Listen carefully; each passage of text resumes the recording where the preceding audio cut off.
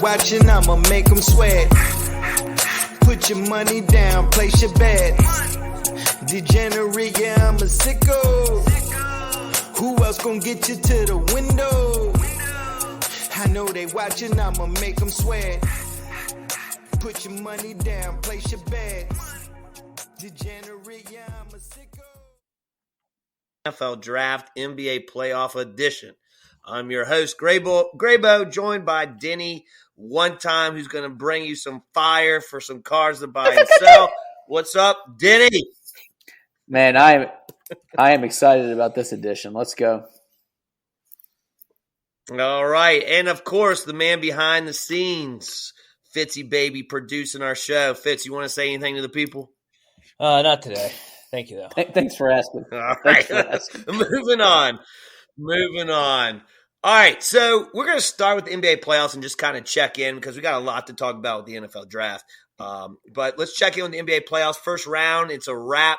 We're going to get the Warriors and Lakers. I'm so excited for that. Curry versus LeBron again. We all remember what happened the last time. This might be the last time ever, so please watch this series. The Nuggets take a 2-0 lead. Are the Nuggets good? Is the world sleeping on the Nuggets? Jimmy Butler is rolling but hurt as the Knicks tied it up tonight. And then Harden puts the Sixers on his back to beat the Celtics. Couldn't believe it. Embiid injured, just won MVP. What's his status? A lot to talk about, Denny. So just give me your kind of overall thoughts on the next teams in the next round. And where we're going with our buying and who we're buying and who we're selling here. Yeah. Second round. Yeah, so the first round of the playoffs, I think clearly the big disappointment were the Bucks and the Grizzlies, right? Like the Bucks, 1 seed losing. What a disaster that was, right? If you watch the last 2 games, they literally just handed it. They just gave it away. Obviously, Jimmy Buckets played really well and good for him, and I'm very happy for him. I do like him. But the Bucks were a disaster. And the Grizzlies, like I feel like Dylan Brooks, I think he got cut, like he got released. Like, what a disaster! He is. He's done. They're not signing him back. They're parting ways with him as of today. It might be the most immature move I've ever seen in this kind of situation. Like, I love competitive folks and fire and confidence in yourself and all that, but like calling LeBron out, like what a terrible idea. Like, what a really bad idea. Like. You've got a team that, honestly, the Lakers could have lost that series. They could have felt old and withered away into oblivion, but Dylan Brooks ignited them, and LeBron and the Lakers had no choice but to respond there. So what a clown show that was. So let's look at what's next, right? Let's look at the East first. I do think both series will be very competitive. Clearly, what I'm getting ready to say, both teams I like lost game 1. So it's going to be a competitive series. But I am long on the Celtics and the Knicks in this series. So I would say I am still holding, like Tatum, for example, from the Celtics. I'm going to hold Jalen Brunson for the Knicks one more series because I do think they're going to ultimately prevail. And my plan, if I own those 2 guys, is to sell them in the next series. And even Tatum, maybe even beyond, because I'm still bullish on the Celtics winning it all. The guys I'm selling right now are who I think I'm going to lose this series, right? And if you have a very highly contested series at this point, a lot of eyes on it, a lot of the white hot light is going to be on Embiid, Maxey, Harden, Jimmy Butler, whoever else you might own on the Heat. I don't think a lot of us own a lot of Harden these days, but what a performance that was, man! Like, I'm a Celtics fan, and I was in awe. Yeah. I had to just give it up for Harden because what a game he played. For the Sixers to win game 1. Let me quick question with that. I mean, Harden's dropped a couple 40-point games, did it without Embiid. Why is he not is he not marketable because people don't like him? Yeah.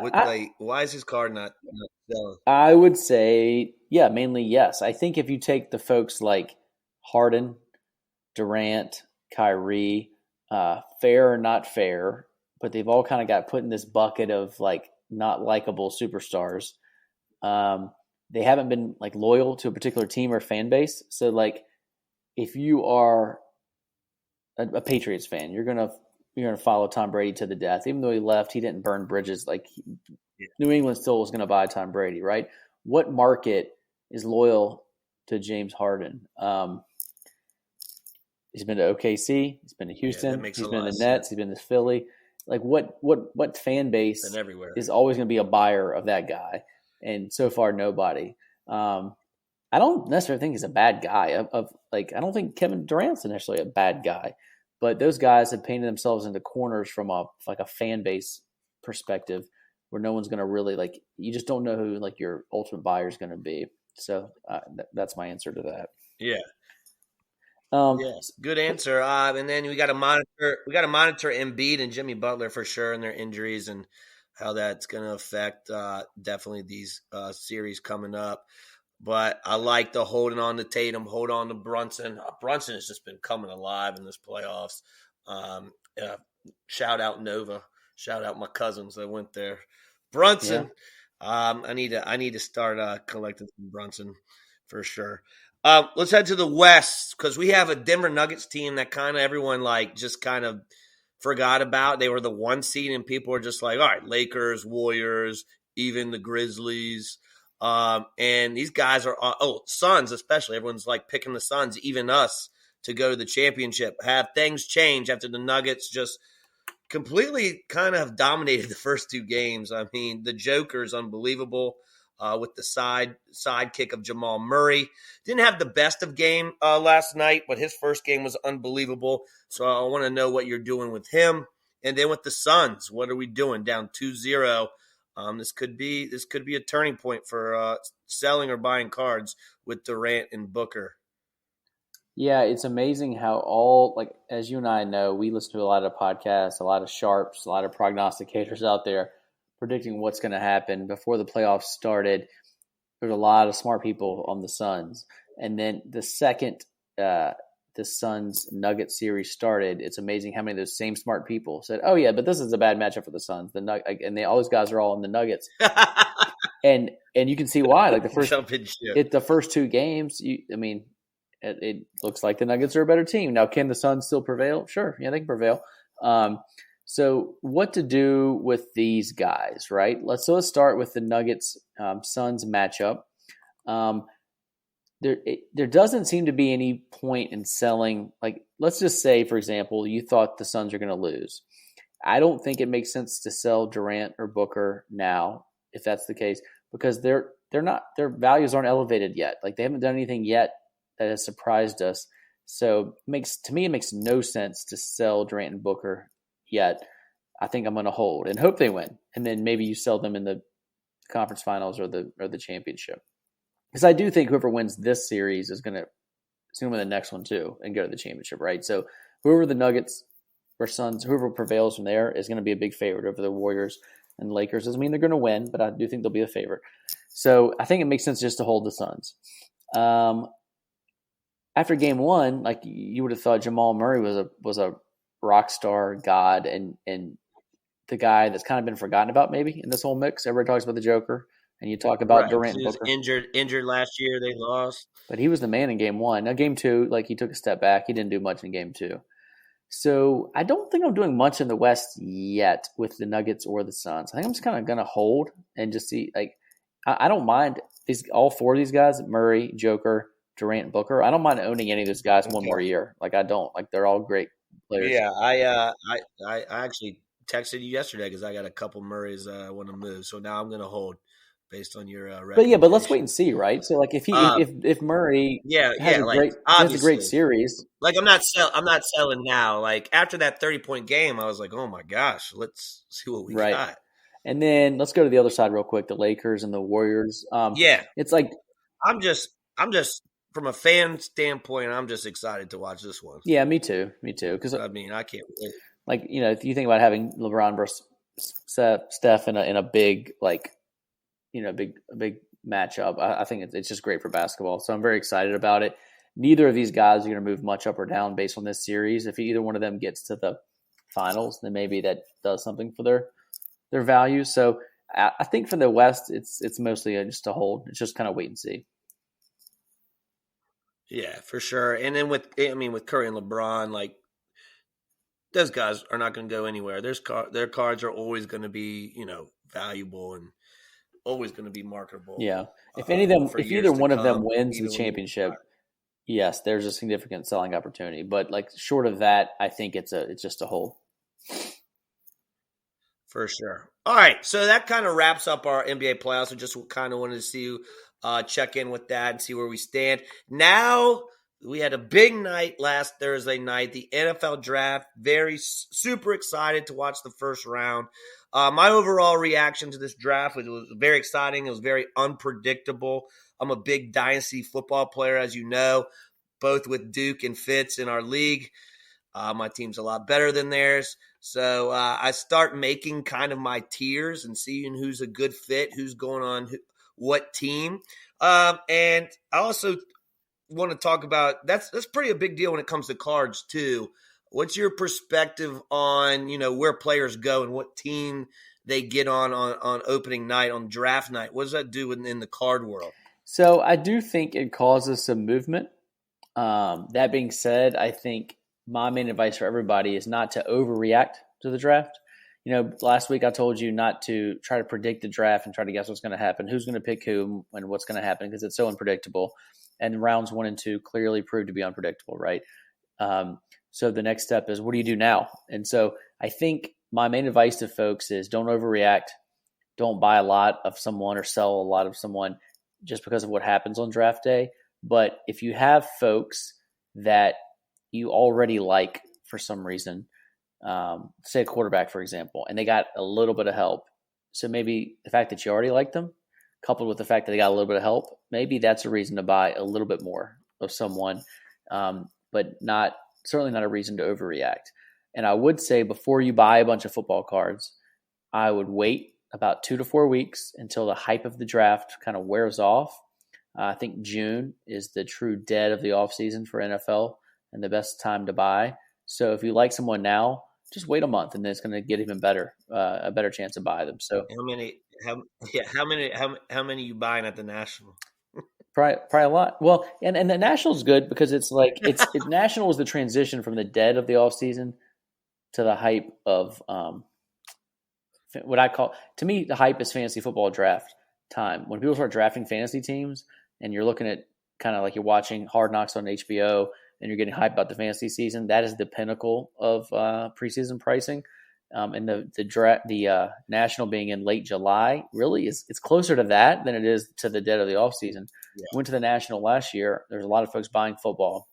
And so I think at the National, I think I actually would be selling more football than buying. I think literally June is the dead of the offseason, the best time to buy football. Okay, awesome. Yeah, and continuing with my overall reaction, Texans made a lot of noise moving up to get the 2nd and 3rd pick. Eagles are unbelievable. They got Jalen Carter at 9, who could be the number 1 prospect in this draft, according to a lot of gurus.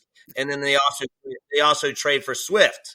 I mean, I love that move. I think Swift is going to be big now. Can catch the ball out of the backfield, has a great offensive line that he's going to run behind this year.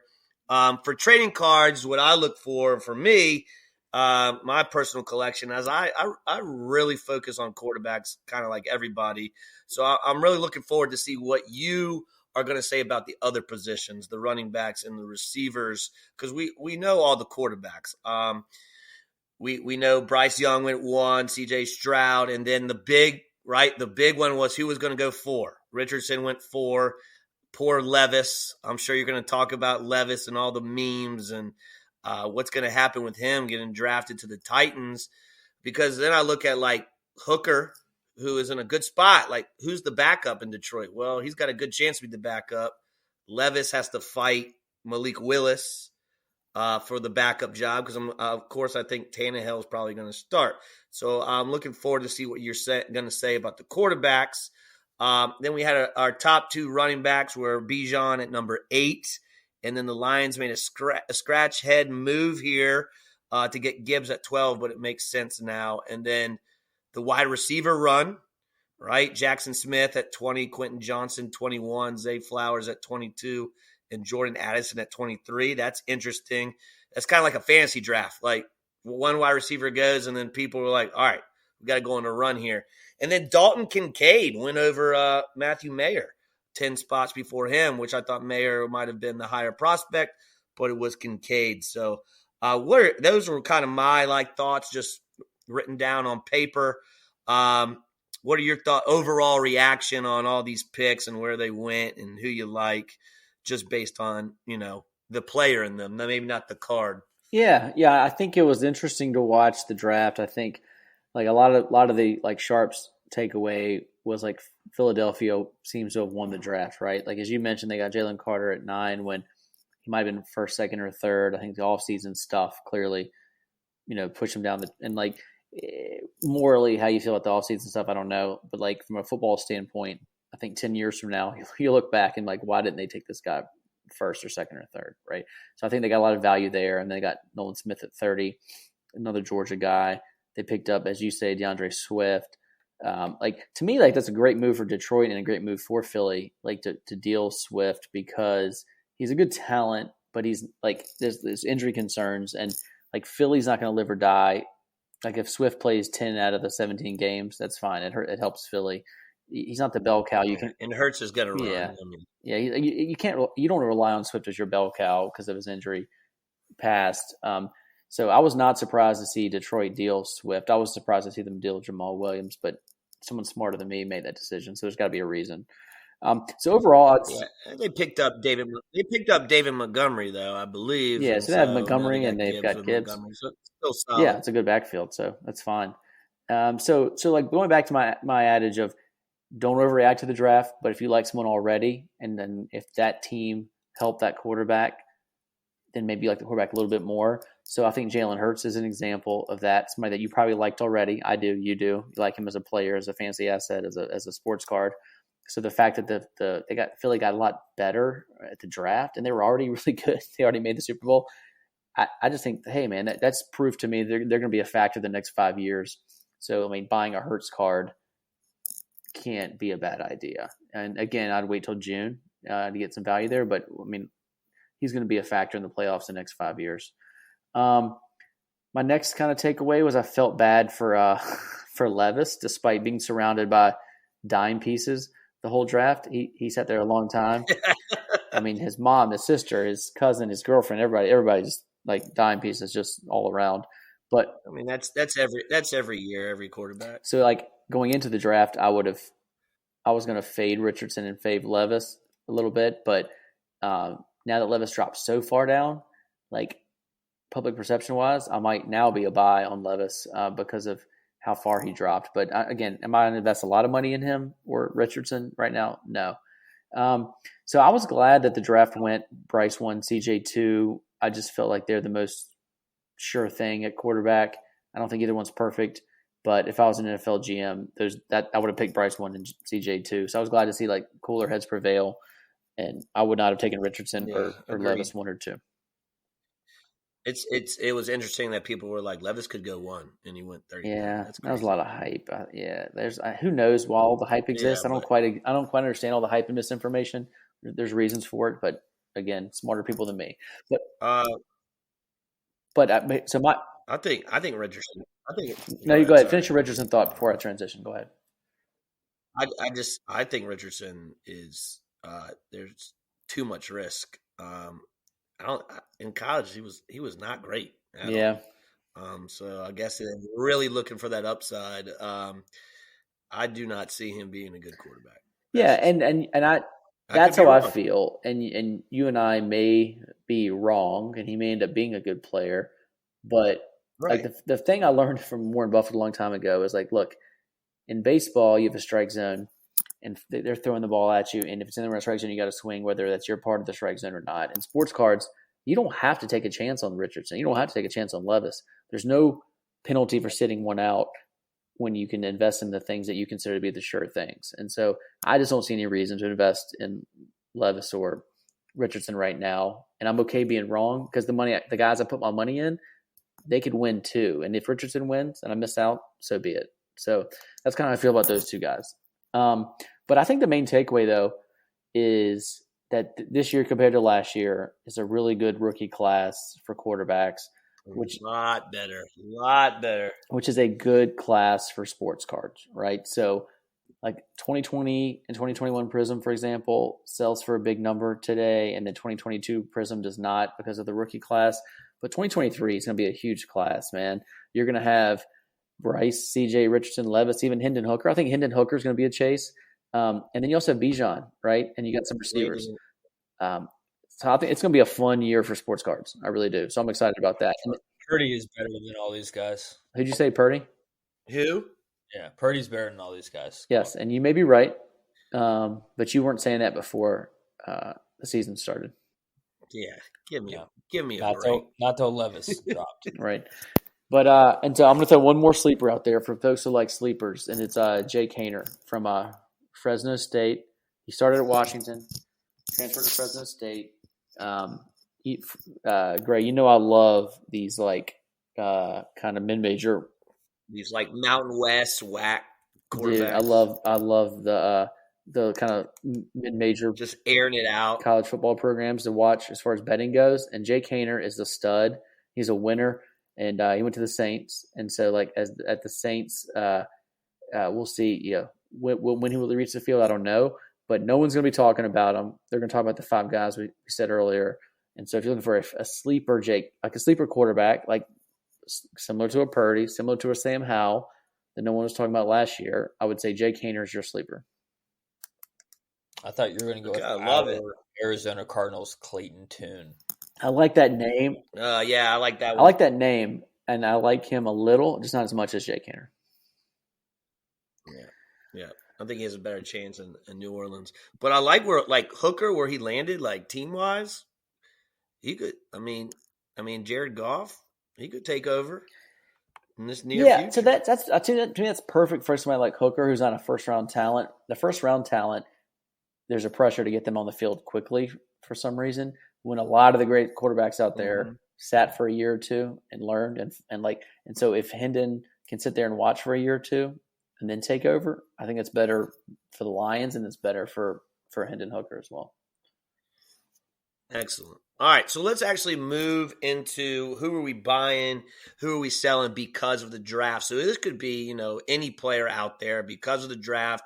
If someone drafted a big offensive tackle, obviously is going to help that quarterback. Are you taking that quarterback now? Are you buying that quarterback?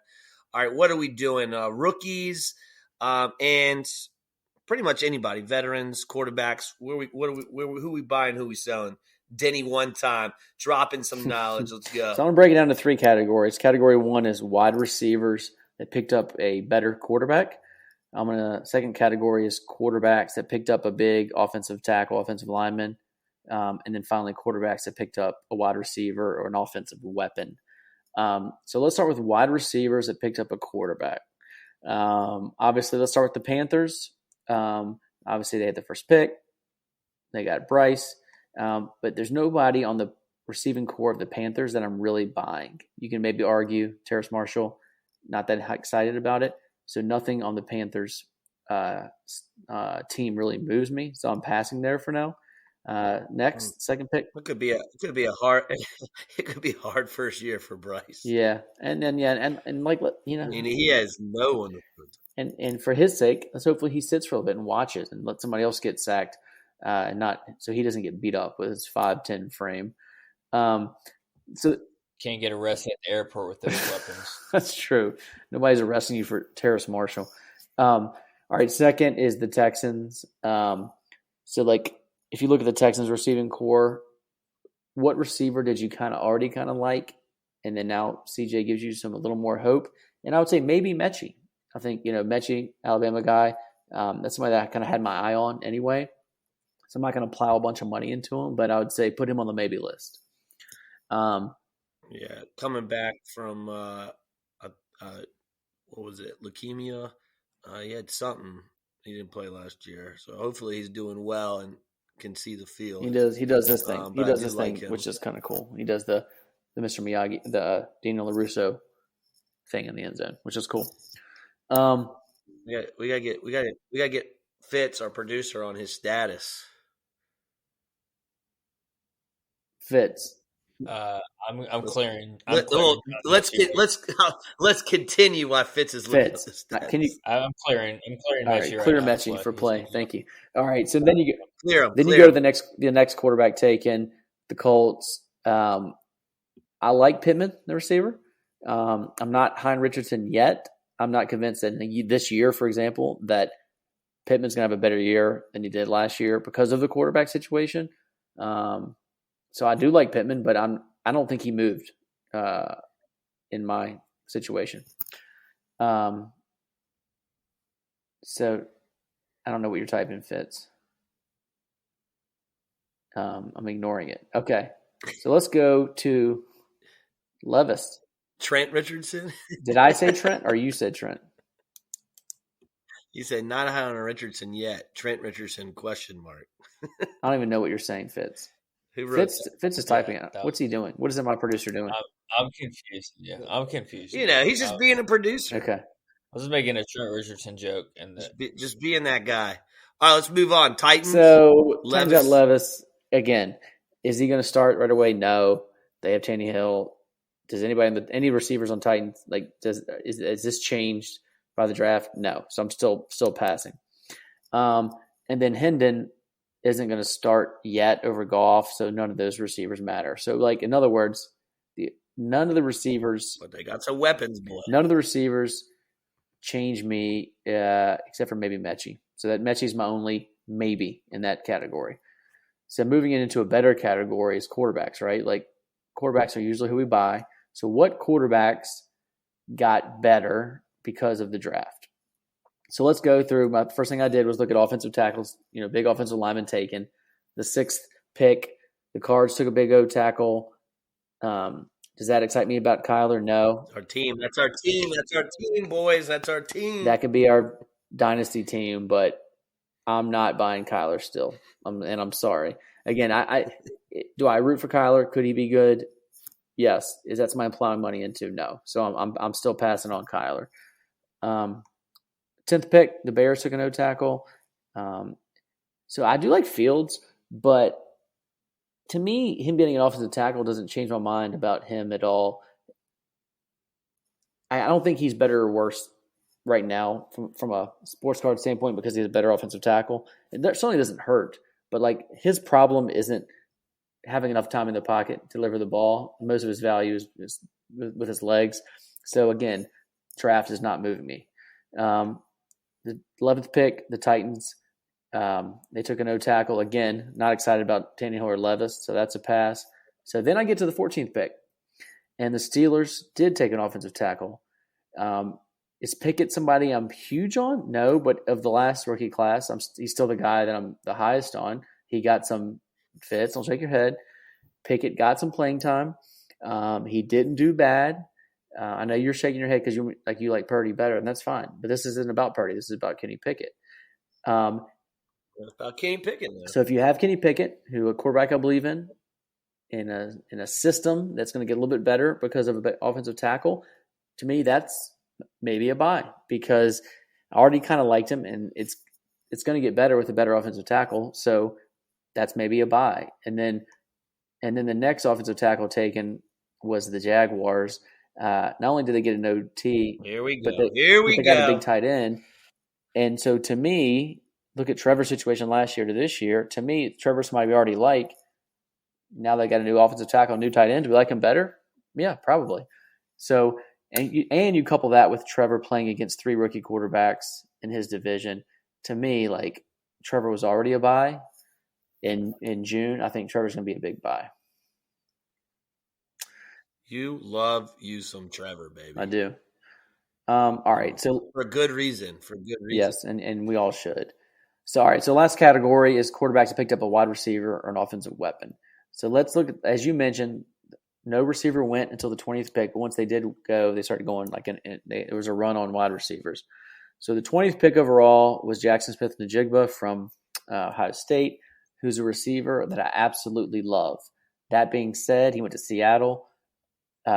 Geno's fine, but Geno's not a quarterback I'm getting really excited about buying. So the fact that he got that receiver, and he already had 2 good receivers, that to me doesn't change that situation enough for me to change my opinion much on Geno. So that's a pass. But the next two quarterbacks got better with these receivers, and these are the two guys I already kind of liked. So the 21st pick, Chargers, they took Quentin Johnson out of TCU. So my guy, Justin Herbert, who you know I like, Justin Herbert for most of this year had either a hurt Mike Williams or a hurt Keenan, and you give him one more weapon. He clearly played better. The Chargers clearly played better when those guys were healthy, and he clearly struggled when he didn't have those weapons.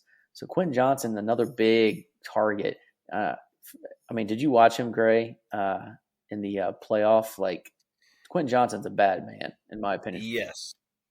Not the national championship because Georgia absolutely destroyed them. Yeah. But every other game, they would just throw it up to Quentin Johnson, and this guy's frame is unbelievable for a receiver. He's got Herbert throwing to him, so that's win-win right there. So to me, Herbert, if I already liked him, then I like him more now because of that pick. And then finally, the 22nd pick, the Ravens, they got Zay Flowers. And, Lamar had been holding out. The whole saga with Lamar. They got OBJ. They got Zay Flowers. He signed. To me, that's a good situation. Like, if you can get Lamar at depressed prices, I think I like Lamar better now. So Herbert and Lamar and Trevor were guys I was already excited about, and now I'm a little more excited. So that's a lot of information I threw at you. So, like, if you want me to boil it down very simply, here's the summary. Wait till June, and buy Hurts, Herbert, Lamar, and Trevor. Those are your core guys. And if you want some sleepers, go a little deeper. Kenny Pickett, Mechie, Jake Haener. Love it. And then Lamar, I like what you said, like Zay Flowers, like I think is going to be a big target for him out of this rookie class. And then you didn't mention Jordan Addison, my Vikings guy, getting Kirk Cousins throwing him the ball. What's up with that? You didn't get love for Jordan Addison? So let's talk about that. So to me, I'm more excited about Jordan Addison than I am about Kirk. I think, like, as an asset, as a sports card. I'm not a Kirk hater. Like, I actually like Kirk more than the average man. But am I buying his card? Yeah. I wasn't even like mentioning Kirk in the card sense. Yeah. But as the receiver, yes, I think that might be a receiver that you might want to get excited about, but more so than Kirk. Yes. When they're doubling and triple teaming Justin Jefferson, Addison will be open. Yep. Yeah, I agree with that. All right, so a lot to take in. And, come to Graybo store, buy that wax, buy these cards. We got a nice Kenny Pickett for you, a nice little auto Kenny Pickett. Fitz, you weren't too excited about Kenny Pickett. What's up with that? He's a Purdy truther. He can't see anything else. I'm not a big Steelers quarterback guy. So okay.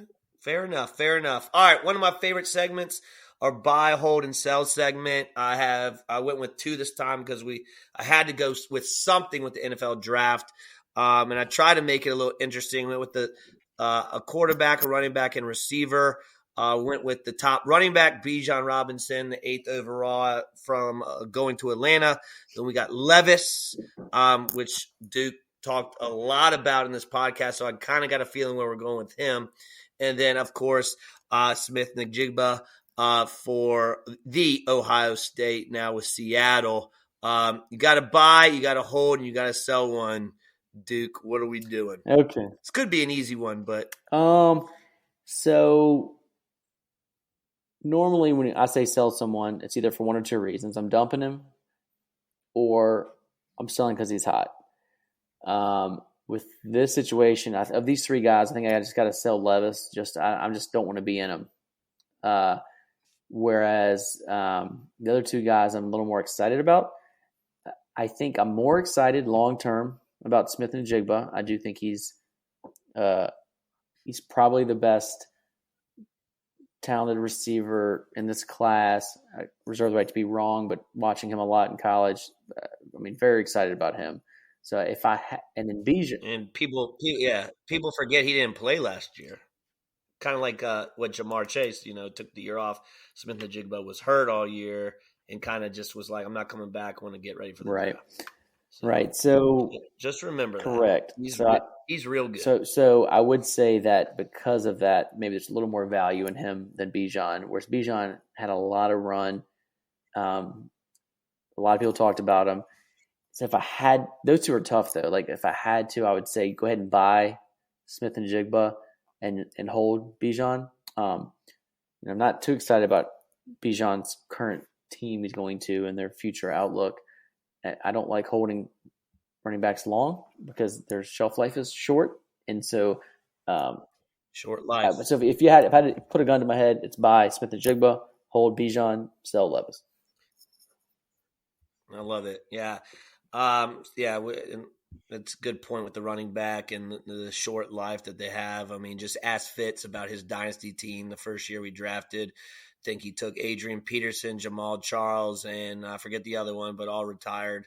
Le'Veon Bell. And Le'Veon Bell, and he still doesn't have a championship. So okay, well, that's not necessary to bring up and not relevant to this conversation. Thanks, Fitz. All right, and then NBA. This is a good one. I'm ready for this one. You mentioned all three of these guys when we talked about the NBA playoffs in the second round, but the red-hot Jimmy Butler, Booker, who's dropping 30 each night, almost 40, and then, of course, Kevin Durant, who can score with the best of them. All great scorers. Suns are down 2-0. Jimmy Butler's hurt. This should be interesting. Who you buying, who you holding, who you selling? So I do think the Heat are going to lose. So Jimmy Buckets had a great first series. Hope he's not hurt bad. I think if he gets some good run in this series, let's sell him. I think he never sells for a lot anyway, and this is one of the best times to capture him on the upswing. So let's sell Jimmy Buckets and capture that first series mojo. Between Durant and Booker, slight lean towards buying Booker because he's younger, more upside, more long-term growth potential. And with Durant, I'm not dumping him now. That's why he's on a sell. I'm not buying a ton of him now because he's been around. People know him. He's probably already elevated enough. So he's a hold, I guess. And you'd want to sell him if they won the championship this year, for example. But you'll get more chances to sell him because he's a Hall of Famer. So if you don't sell him now, he'll be in the playoffs again. He'll be mentioned in the Hall of Fame discussion. That'd be a great chance to sell then. So buy Booker, hold Durant, sell Jimmy Buckets. Awesome. All right, so our last segment before we get out of here, we ride in real quick. Duke, who is your lock bet of the week for NBA? Obviously, football's not here yet, so we're going to go with NBA. Who are you going with as your lock of the week? We ride. All right, so if you've been riding me so far on this best bet, I've been on this Celtics over Suns in the finals thing. And right before this Nuggets-Suns series, enough people got me nervous about the Nuggets beating the Suns that I went ahead and hedged and took the Nuggets over the Suns, 1 unit, because I'm going to win 7.5 to 16 units if the Celtics beat the Suns in the finals. So if the Suns are going to lose, to my biggest risk of losing that bet is the Suns losing right now. So I'm going to hedge on, again, now that's 2-0. If you're listening to this, maybe it's too late to make this hedge. But before the series was a great time for that. But the thing you can still do, regardless of when you listen to this, because of the matchup, I think Devin Booker over 5.5 assists per game is a lock. So I've been betting that thus far. Game 1, he had 8 assists. Game 2, he had 6. And so far, that line has still been set at 5.5. Should be closer to 6.5 probably. So if you can get it at 5.5, maybe even 6, I do think Booker over assists is a great play as long as this series goes. Excellent. And then for me, I'm going to stay in with that game. Bounce back for Jamal Murray over 22.5 points is my lock of the week. Bounce back game. He's going to come out firing. Nuggets, man, they go up 3-0. Jeez. I don't know if they win this one, but Jamal Murray's going to have a game. You heard it here. Suns have moved to 12-1. to win the finals. So, What are the Nuggets right now? Maybe a sprinkle. I don't know. hey, if what's good for the goose is good for the gander, Fitz. We're deep. The Sun, you tell me the Suns can't win 2 in a row here and even this thing up. Then you have them at 12-1. Value Yeah, Town. and they're at home. Take the Next people two. to Value Town, Fitz. Hey Fitz, what are the Nuggets right? What are the Nuggets right now? To win it all. Yeah, how much have they moved? Just curious. They are 6-1, and I am making that up because I'm stalling to look it up.